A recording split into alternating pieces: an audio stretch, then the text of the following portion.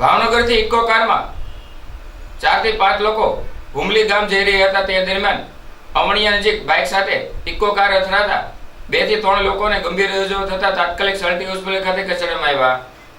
ભાવનગરથી eco કારમાં હુમલી ગામે કોઈ કામ સબબ જઈ રહ્યા હતા। તે દરમિયાન અમણિયા નજીક ઇકો કાર અને બાઇક વચ્ચે ધડાકાભેર અકસ્માત સર્જાતા 3 થી વધુ લોકોને ગંભીર ઇજાઓ થઈ હતી, જ્યારે સ્થાનિક લોકો મોટી સંખ્યામાં એકઠા થતા 108 મારફતે ભાવનગરની સલટી હોસ્પિટલ ખાતે ખસેડવામાં આવ્યા હતા।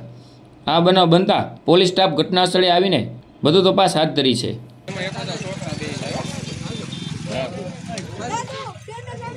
ના